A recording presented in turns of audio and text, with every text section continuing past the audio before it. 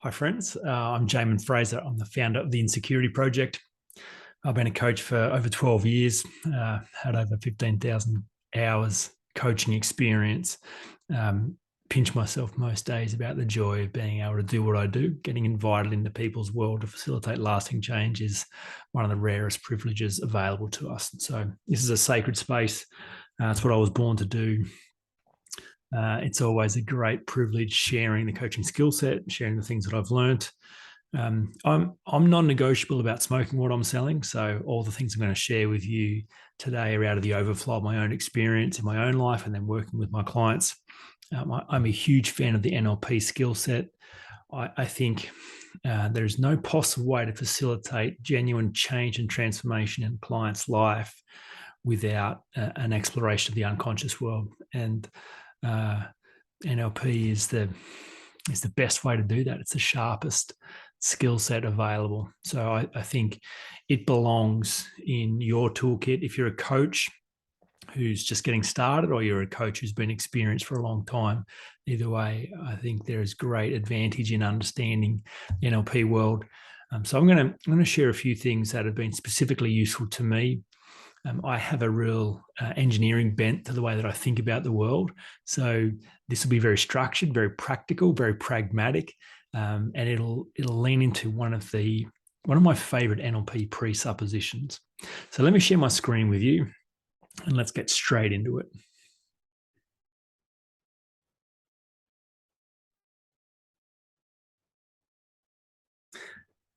How to facilitate genuine transformation. That's all I'm interested in, really. What would be the point in having a conversation that doesn't lead to lasting change?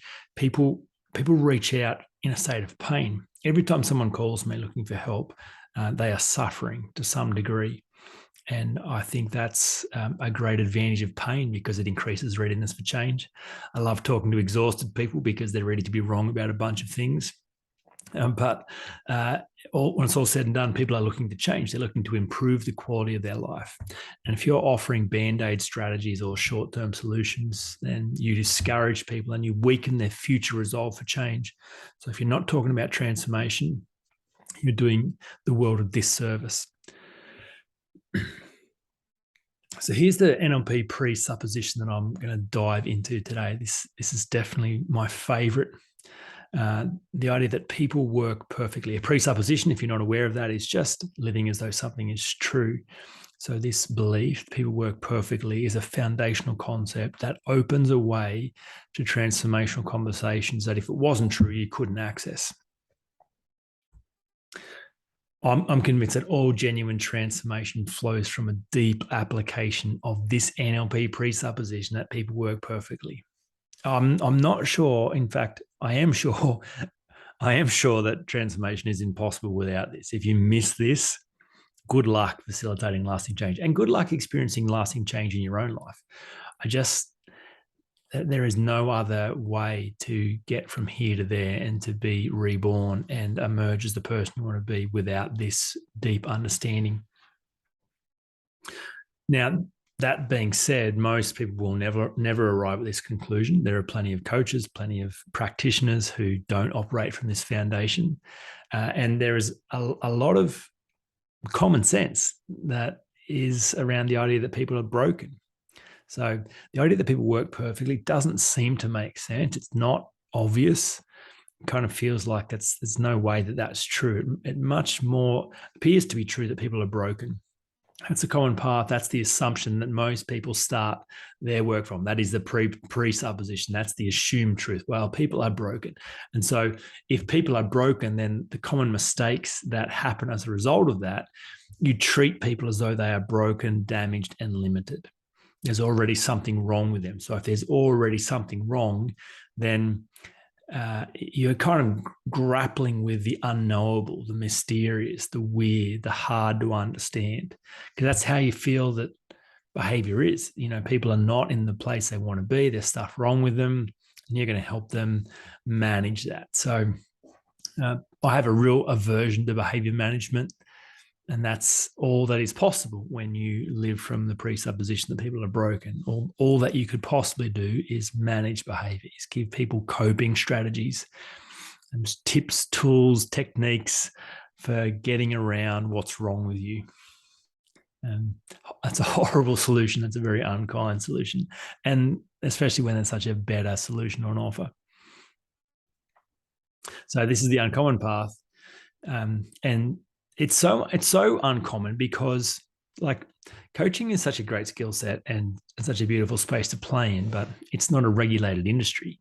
And I don't care who says one day that it will be regulated. It's impossible. How can you ever regulate solutions to people problems? You know, someone calls me and they go, Jamin, here's my problem. They don't care what training I've done. They don't care how I know what I know. They just want to know that I've got a solution to their pain point. And if I convince them that I do, then they want to work with me. How can you regulate that? So that being said, the only way for me to be a successful life coach is to embody my message, to smoke what I'm selling. People want certainty from me. That's all they really care about. When they look into my eyes, when they hear my voice, they want to know I'm telling the truth. They want to know I'm not full of shit. They want to know I can do what I'm saying I can do. Now, the only way I'm going to be able to guarantee that is if I have applied this idea to my own life and I'm living out of the overflow of that experience. That'll be my certainty. I watch, I've trained a bunch of coaches over the years, and I watch coaches let clients off the hook in the very place they let themselves off the hook. And so the reason this is so uncommon is because that's freaking hard. It's hard to be wholehearted. It's hard to not be hiding. And this is why I love the coaching skill set so much, because I think it's far easier to hide as a counselor or a psychologist. No disrespect to either of those two professions, but you are able to sit behind a desk, point to a certificate on the wall, refer to a governing body as your oversight, and deliver solutions that do not have to be connected to your own experience in any way, shape, or form. Coaches can't get away with that because the certificate doesn't really mean as much as in other industries, because it's not a barrier. It's advantageous, sure, and it gives people confidence, but it doesn't prevent you from doing work in this space. You could literally, hear this video, print out a business card, and go be a coach tomorrow. I can't stop you. No one can. That's the wonder of this space. But why it's so uncommon is because, and I think why there are so few good life coaches in the world is because it is hard to embody this. But if you can understand the wonder of it, are prepared to be wholehearted about this, and then hold the space around people who work perfectly, then you become someone who facilitates genuine transformation in the world. And we all thank you for that. So let's explore this uncommon path based on this wonderful NLP presupposition that people work perfectly. It is a form of systems thinking, which is fun. I mentioned at the start in my introduction that I feel I love engineering. It's how my brain is wired. I love thinking about the structure of things. I love to see how things work and pull them apart. And so the advantage of systems thinking is dramatic, because if you can, and I'll explain this in some detail, but just want to preempt where we're heading here and help you understand what's available when you get in line with systems thinking. And because off the back of the presupposition that people work perfectly, then if our behavior is a system, then there must be a design. Well, if there's a design, then there must be a strategy. There's a reason why it's designed like that. There's an intention. If there is a strategy, there is an intention. You are trying to achieve something. If there is an intention, well, that can be observed and understood. None of this is mysterious. None of this is weird. None of this is unknowable. If it can be observed, it can be deconstructed. You cannot change what you cannot see, but if you can see it, well, then you can change it. If it can be deconstructed, it can be changed. If it can be changed, it can be improved and reconstructed. This is the great advantage of systems thinking that all flows out of seeing behavior in line with this NLP presupposition that people work perfectly. Now, another key idea before I explain a little more about the people work perfectly presupposition is that it's pretty confronting stuff. It's probably the most offensive, most confrontational, and creates the most cognitive dissonance. and most abrupt, get to the most rude of all the presuppositions. You get the most pushback. You can hurt people's feelings. So it's dangerous territory. That is very important to understand. And so there's only one way I get away with holding a space around this presupposition. And that is this idea that we're all going to need help at some stage, but the importance of finding the right help at the right time is this idea. And get help from someone who doesn't care about you. Now, this is my life's work has been around insecurity. So my business is the Insecurity Project, and I've thought about insecurity as a solvable problem in terms of systems thinking, deconstructing how does insecurity work. And when I uncovered a mountain of insecurity in my own life and realized that I only had two options, I either shrunk back to the world that I was familiar with, where I had a safe, known, comfortable experience, or I continued to reach forward into who I wanted to become. But if I wanted to follow that path, I had to solve the insecurity problem in my life. If I was going to manage it, then there's no way that I would move forward. And so my life's work was to go into the world and find, has anyone solved this insecurity problem? Has anyone thought about this clearly? Has anyone found a way to be unhindered by doubt, fear, and insecurity? And I found plenty of people, actually, which was surprising to me. But also as surprising was I couldn't find anyone that had modeled that path. There are people that had seemed to have stumbled upon it, had done their own work, hadn't really understood their own journey necessarily, but had nevertheless got the result. So my life's work then was not to invent a path to resolve or solve the insecurity problem, but to model it, to create a clear roadmap so that I could use it first and foremost, so that I could show others. The interesting thing was, in every case, people did require help.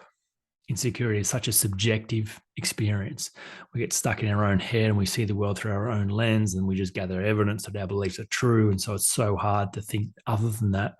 So at some point, you need someone who's outside of you to look in and help you see what's real, deconstruct your map of the world. And so help was inevitable, but getting the right help at the right time from the right person was essential, because so many people get in the way. I think, this is a reference to, Joseph Campbell's work around the hero's journey. Lord of the Rings is a classic example of hero's journey meta-narrative. And in the hero's journey, there is always a wisdom character. There's always a Gandalf, there's a Yoda, there's a Dumbledore, there's a Mr. Miyagi.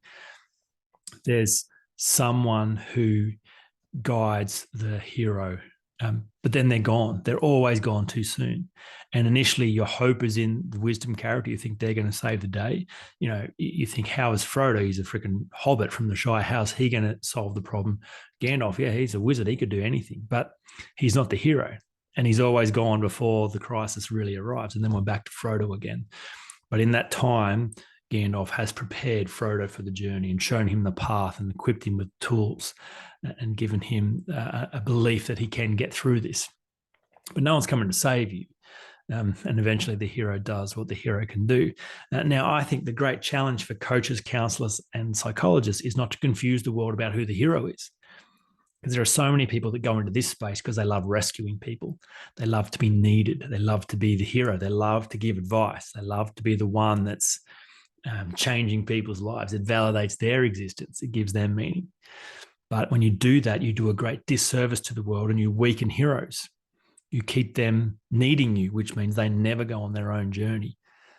So this is a central component for transformation, and I'm non-negotiable about this. So when I get the privilege of coaching someone, my very first job is to convince them that I don't give a shit about them. And that might sound strange to you, because I know I look like a guy who gives a shit. I sound like a guy who gives a shit, but I tell everyone I work with, look, you just cannot confuse me for someone who gives a shit. I'll forget about you. I won't remember your name, won't lose any sleep over you. I don't care whether you've done your homework or not. Like, I'm not another person who wants you to do something you don't want to do. Not my life. I'm not the one with the problem. My life's fine. I'm not insecure. I'm doing really well. So I don't need you to be performing better than you are. But you tell me what you want, and I'll give you everything I've got to get you more of that, but you've got to want it. So in that way, it's positioning them as the responsible adult positioning them as the one who's already created their own mess and the only one who can actually change it, but as the wisdom character, the guide, the one that's going to help them get there. Now, the reason I bring all that up is because when you create that clean space, then you're able to have honest conversations. You can't do awareness and judgment in the same space. They're impossible. If you fear judgment, then it's not safe to tell the truth, because what you reveal with the truth, it might implicate you. It might cost you. It will cost you. You'll disappoint, you'll fail, you'll be seen as bad or wrong or inadequate. So with your own judgment or the judgment of others, there's a right answer and a wrong answer. And so that clean space where it's like, I don't care, nothing you could say to me that would please me or disappoint me, not my problem, then it's safe to come out of hiding and look at things cleanly. And the moment you can look at things cleanly, you can tell the truth. So practice one of my model, incidentally, is to step into the light. And there's no way you can transform your life until you're willing to stop running, stop pretending, stop playing games. But you'll never do that if it's not safe. So if you're a coach and you're trying to facilitate change, then this is central to being able to hold the space around this stuff. So there's a few distinctions about being a wisdom character in someone's life, but it's to be dispassionate. So if you're thinking you're going to change someone by believing in them, encouraging them, getting your hands dirty, doing the extra mile, pumping their tires up, like you ruin them, you weaken them, you keep them as the victim. To be dispassionate is central because it might feel cold, but it is clean and it treats the person as the responsible adult. It allows you to be objective. I love Dr. Robert Keegan's insight. He's the chair of human behavior at Harvard. He said the subject-object switch is the thing that accelerates human growth more than any other thing in the whole world. We are subjective creatures, but we have the ability to think about our thinking. So every moment spent being outside of ourselves, looking back in, is advantageous. It gives us more insight, more awareness, and more choice. And so that is your role as a wisdom character, is to be objective, is to be outside, is to be able to help a person get distance from their story, to get out of story and into process, because they're going to think their problem is unique and complicated and weird and challenging. And you're going to be able to show them that, no, they're not special. Their problem's not special. It's a predictable problem with a predictable solution. I love the idea that all you need to solve any problem is the proven framework and someone skillful enough to hold you in the space until it works. So I think the real skill is the embodiment, because that's where you fine-tune the nuance of this skill, and that is to have applied these tools to your own life and held a space for yourself and seen the transformation and come out the other side. Or, first and foremost, have had a wisdom character in your own world, submitted to that, but being wholehearted in your own journey, not sought to hide or run away in any way, shape, or form, and to continue that journey. I started coaching when I did my first intake.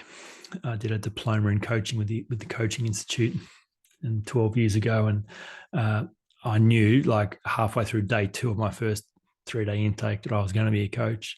This is what I was born to do. It resonated so deeply, and I told my wife I was quitting my job as a school chaplain and a church pastor, and I was going to start a coaching business.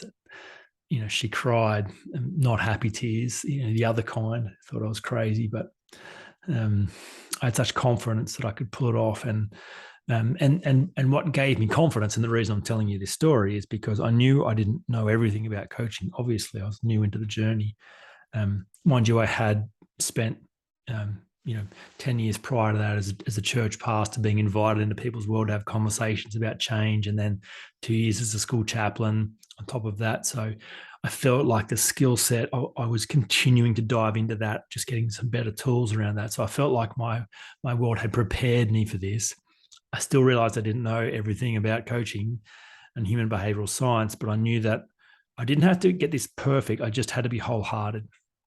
That was my qualifier. That was the thing that predominantly qualified me to hold a space for others, that I had to be able to show them that I was applying this very idea to my own life.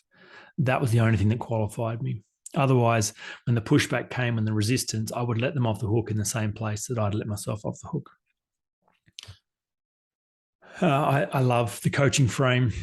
I'll show you one of my books at the end that specifically describes what I mean by the coaching framework. I think there are 6 distinctions that separate coach from counselor, psychologist, therapist. And it's what creates the cleanest, most leveraged, most powerful conversation that exists for transformation. But I think the wisdom character brings a coaching frame, that language, that definition, which is outcomes focused, which is judgment free, which is built on this idea that people work perfectly. So bring system thinking. It's such an important way to be able to dive into these conversations.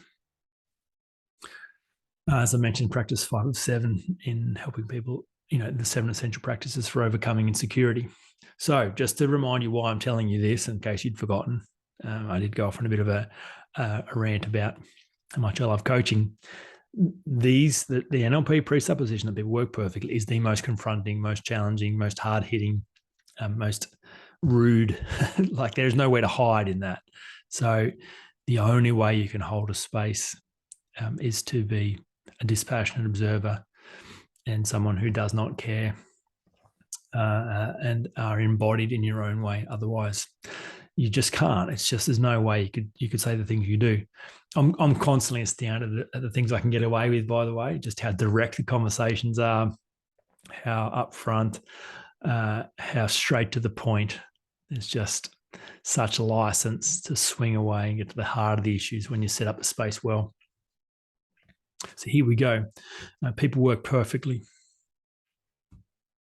So here's the essence of this presupposition. Mind and body are one system. So you make any change to the mind, it impacts your body. Make any change to the body, it impacts your mind. The results you're getting are the exact results you designed your system to produce. So look, that being said, they may not be the ones that you think you want. They may not be the ones that are aligned to your current goals and values. Nevertheless, without a doubt, they are the ones you designed. And they will be the ones you've designed a long time ago. This is the fun of this.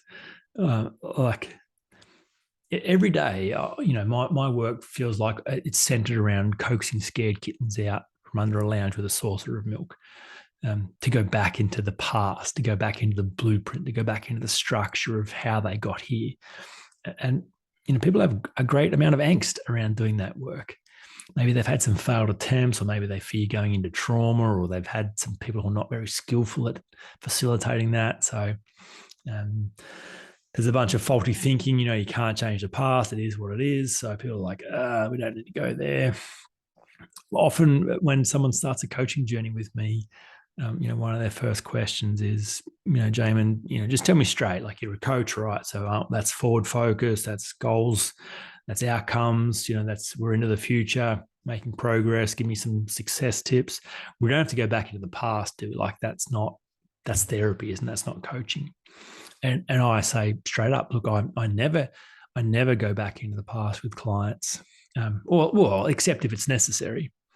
Oh, and it's always necessary. So yeah, I mean, what do you think this is? Of course, we're bloody going back into the past.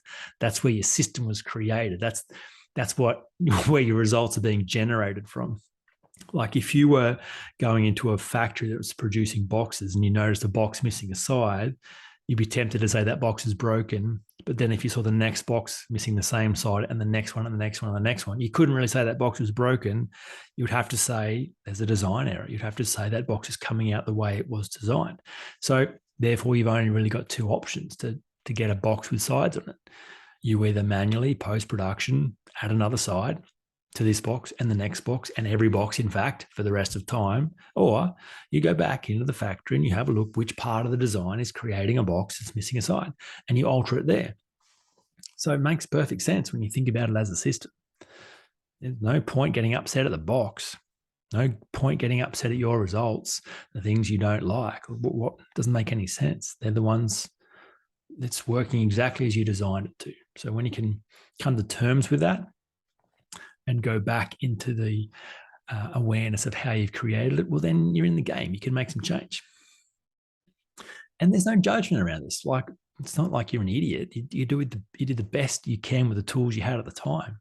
It's just a long time ago, and you've never thought Well, you didn't know that you created it in the first place. You thought you were a victim. You thought your life is impacted by what's been said to you or done to you, but that's not the case. So there's no judgment here. It's just awareness and choice. And I love, this specifically relates to insecurity, because the narrative people find themselves in about what's wrong with them, and the angst they have around their value and worth causes a great deal of pain and suffering.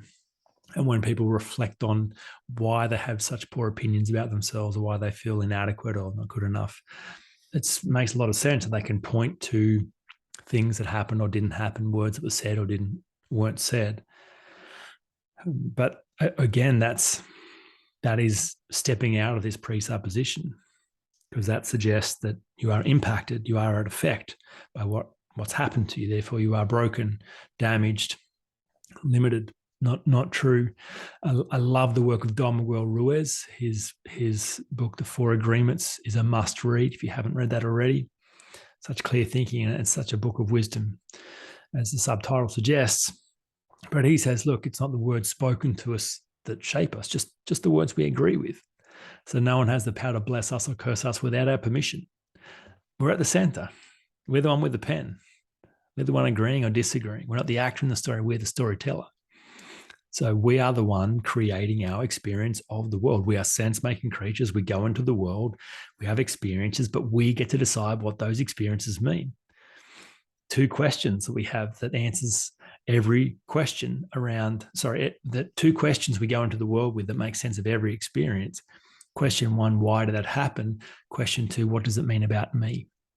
So off the back of those answers, we form assumptions, opinions, agreements, lock them in.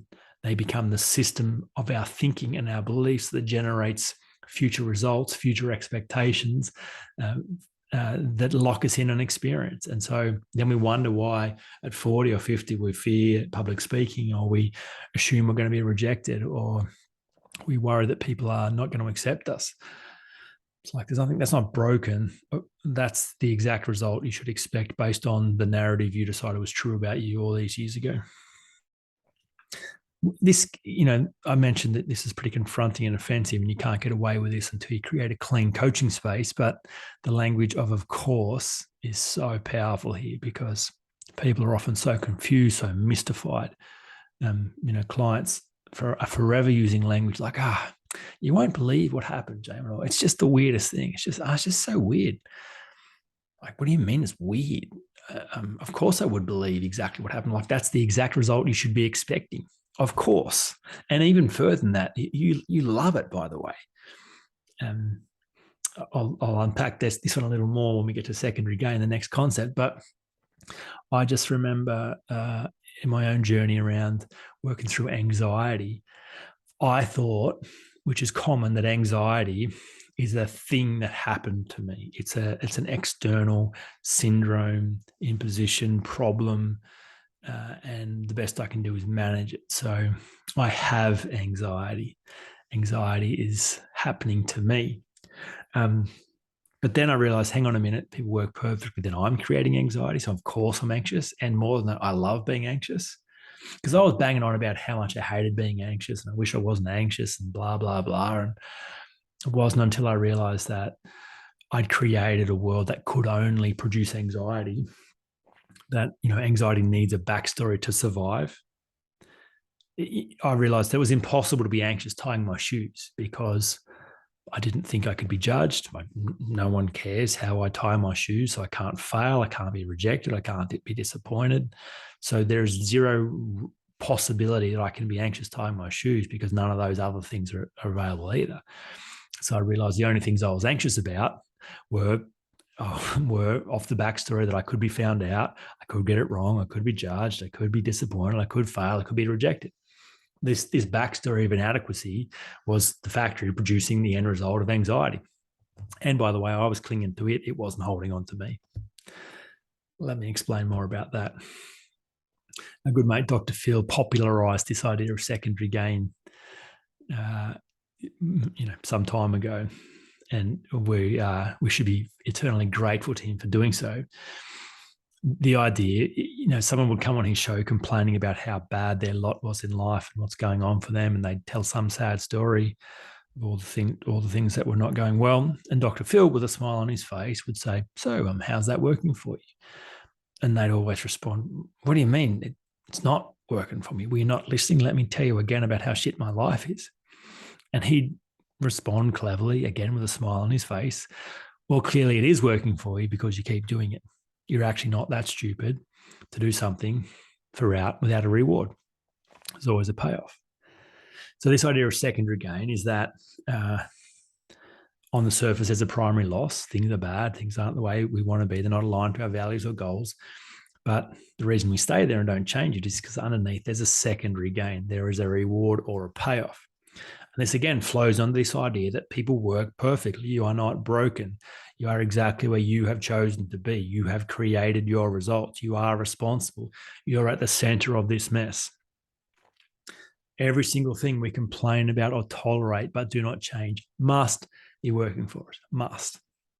This, by the way, I watch coaches let clients off the hook all the time around this because they have not plumbed the depths of this in their own life. There are caveats, there are hideouts, there are things that except that.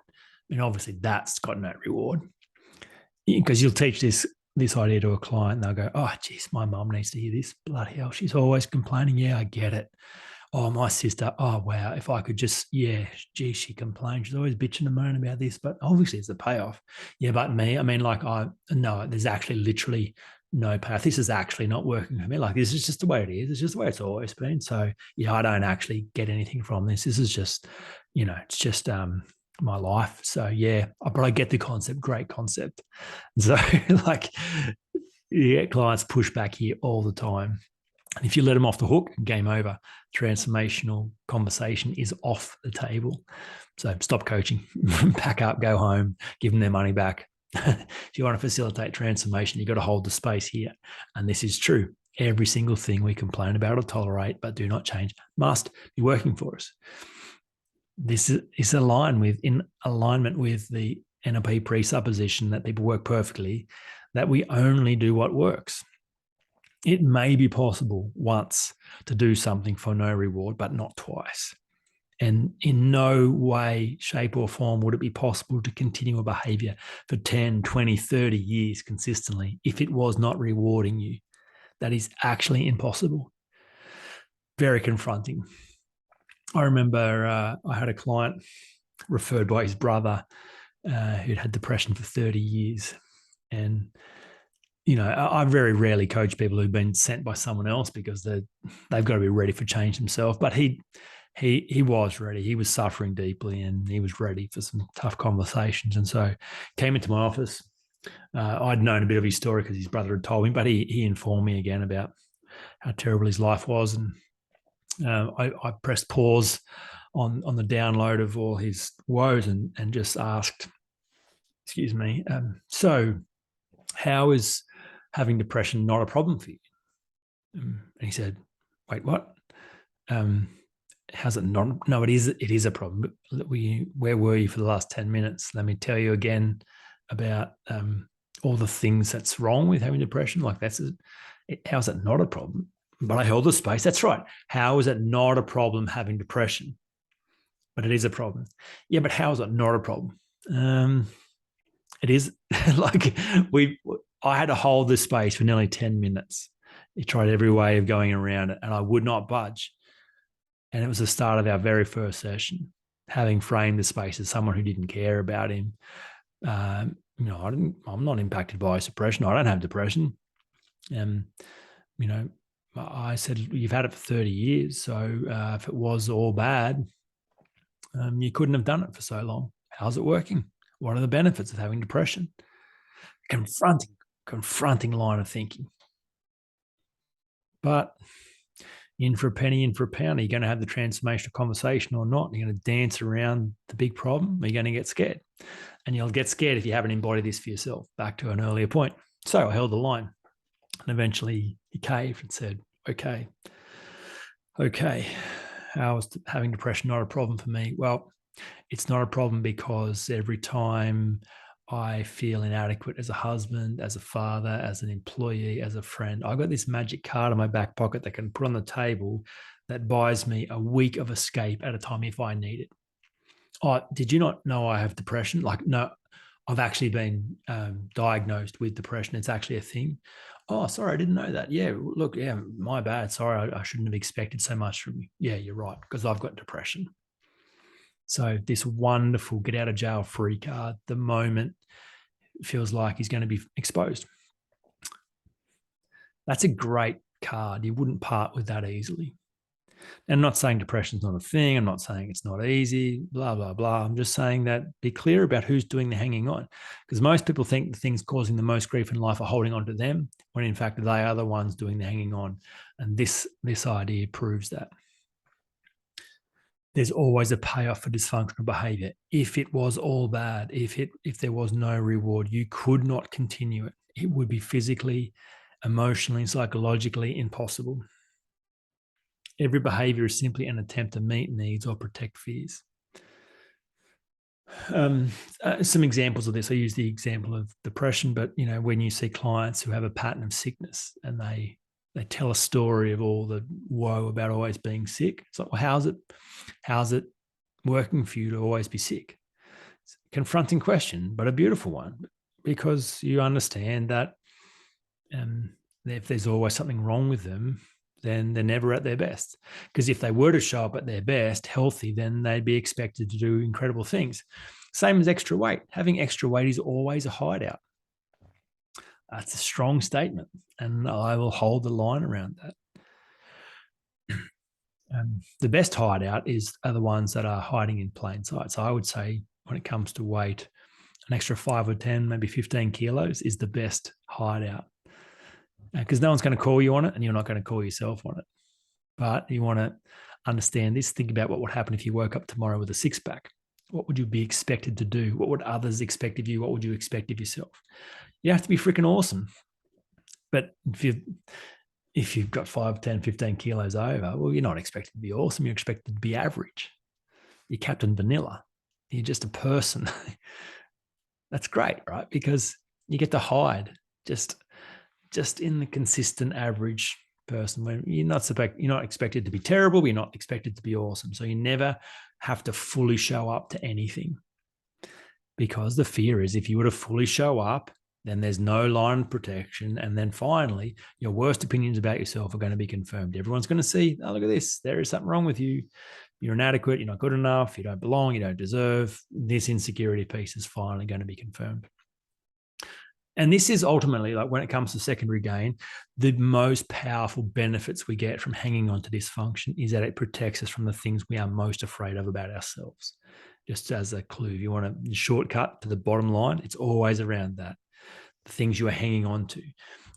And getting treated poorly is a classic example. You'll find martyr syndrome show up all the time with clients. I'm sure you might even see that in your own life, where someone tells you how terrible they get treated by others, but then you notice it's a pattern. They always seem to get treated poorly, or they always go last, or there's always a tale of woe around broken relationships and dysfunctional behavior there.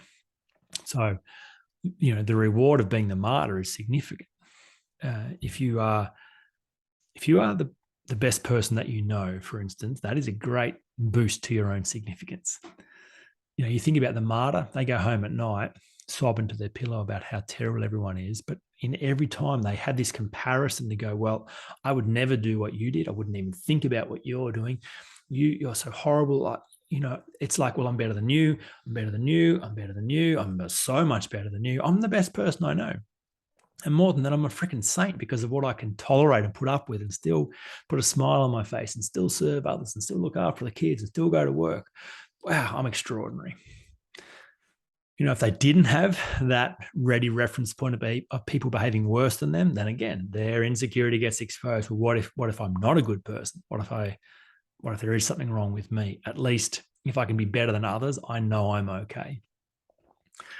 So it's a fun area to play in, but you got to go wholehearted. You got to go all in. If you dance around this, you'll get burnt.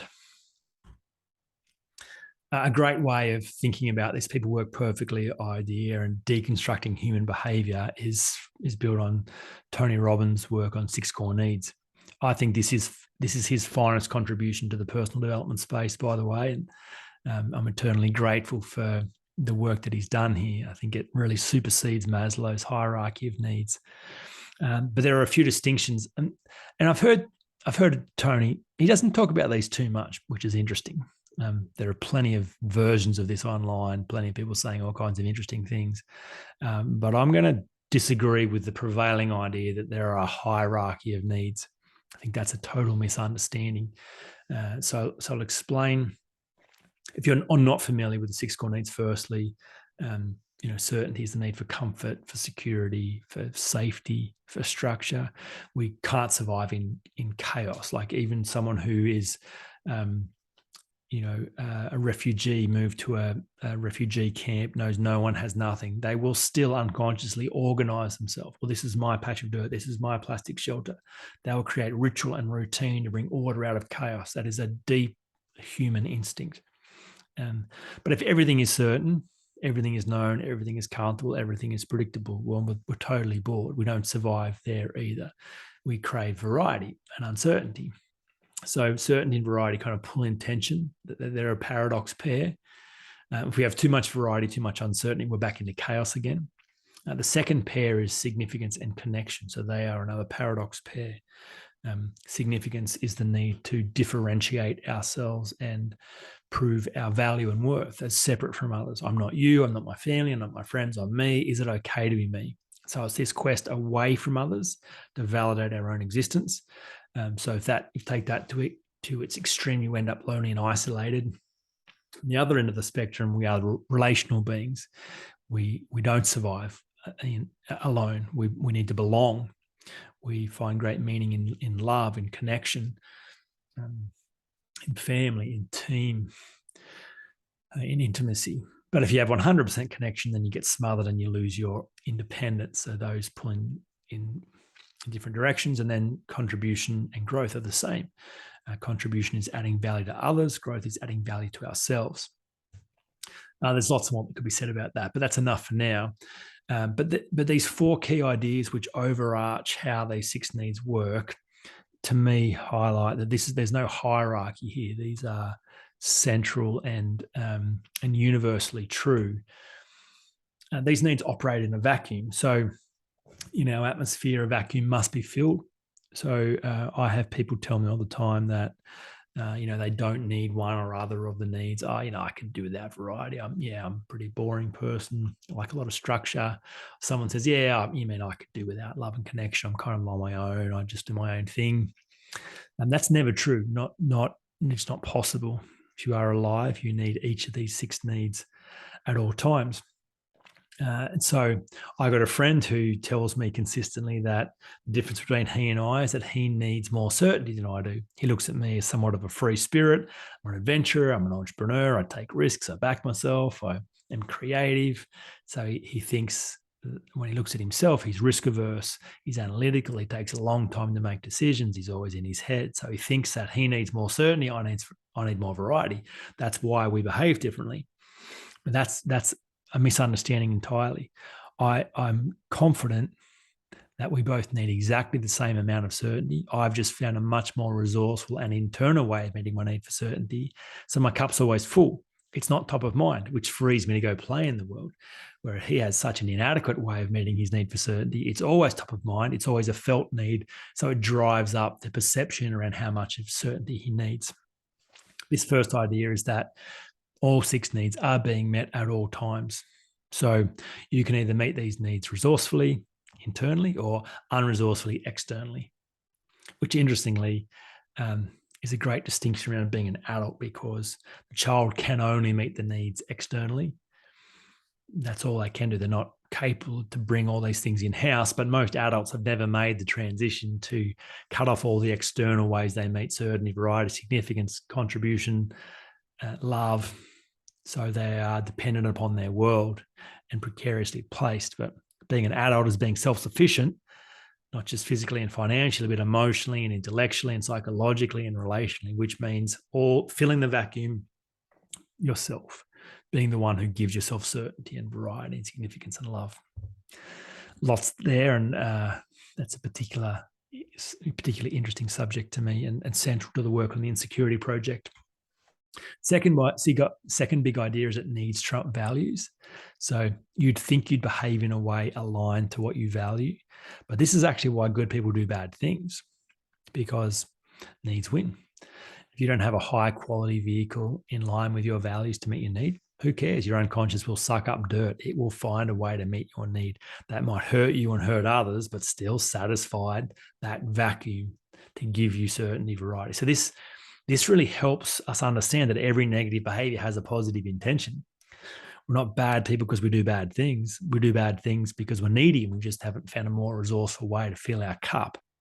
So still in line with this idea of people work perfectly. Why do I do the things that I do? If people, like, why have I designed this system the way that I have? Well, here's why: to meet your needs and protect your fears. I get it. I'm not an idiot. I'm not stupid. There's an intention to my strategy. Yeah, there is. If you can understand it, well, then you can upgrade it. You can do some adult work, improve your operating system. And, stop trying to behavior manage yourself. Don't stop it, swap it, improve it, upgrade it. If you just stop a behavior that's meeting a need, you create a vacuum again, and you're going to suck up something that could be even worse.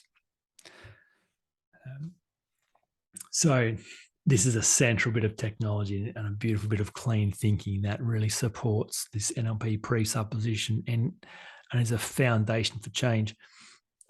When I get invited into people's work to facilitate change, I think my work is to construct a map of the world where change is not only possible but inevitable. So I'm not a fan of just an open space that's just questions and allowing a client to kind of find their own way. I think, man, they've come for help. They want to speed this up. So you can't think new thoughts about a subject until you've got a new framework to hang those new thoughts on. So I am a framework person through and through. So off the back of this presupposition, this framework, secondary gain and 6 core needs really builds a case for change and the inevitability of change when you can understand these things and then surrender to them. So if you're interested in understanding more about how I've thought and applied this NLP presupposition, my main book is the 7 Essential Practices for Overcoming Insecurity. I mentioned my business is the Insecurity Project. It's what I feel like I was born to do, to help ambitious people trying to do good work in the world actually solve and eradicate insecurity from their life. I'm convinced it's a solvable problem, and it's our most important problem to solve. It's not the main game, but it's a ticket to the game. So I think it's our most important adult work to resolve the tension of our existential angst and eradicate the narratives and opinions and agreements we formed about ourselves back when we were a child, so we can show up with nothing to prove and nothing to defend, and then go into the world and contribute meaningfully. So that's my best thinking around that. And you can grab a coffee. You can grab a coffee off my website. That'd be amazing. I should someone write that down. Coffee on my website. I don't know if anyone heard that, but good idea. A copy on my website and a special offer. So I mentioned the coaching frame. So elegantly simple solutions to complex people problems. The first half of that book, I've gone to great lengths to describe the 6 aspects of setting up a clean space as a coach, to get maximum leverage, maximum openness, maximum speed, maximum efficiency to generate transformational conversation. So I think if you're a coach, like, that's not even the tools, that's just setting up the space. Then you can bring all kinds of tools in there. But if you don't get that space right, then you bring a tool in and people are confused by, hang on, how are we having this conversation? Why are you giving me advice? How, this doesn't even make sense. There's no safety around this idea, transformational idea, but you haven't framed it well enough. So every conversation's framed. Most of them are framed poorly and unconsciously. And so there's a confusion about in what way we are having this conversation. So to set up the space as a coach, clearly define differentiated from a friend, from an employee, from a partner, from a therapist. What does it mean? Then you've got this beautiful open space to then bring higher quality tools into that space. So you can get that book bundle. There's a special discount on that at the moment. If you go to my website, and jaminfraser.com/books will take you there. So look, I talked fast. There's plenty of stuff that I covered here. No doubt you've got questions. I'm quite easy to find if you want to reach out on the socials. My parents gifted me a unique name. So as far as I can tell, I'm the only Jamin Fraser in the world. If you can work out how to spell my name, well, you'll find me on LinkedIn or Instagram or Facebook. My website is jaminfraser.com. You can reach out through a contact form. You can take my insecurity test. There's a bunch of other books and resources there. But look, it's been a privilege to share these ideas with you. I hope you found them useful, and I hope you enjoy the rest of the NLP Summit. We'll leave it there.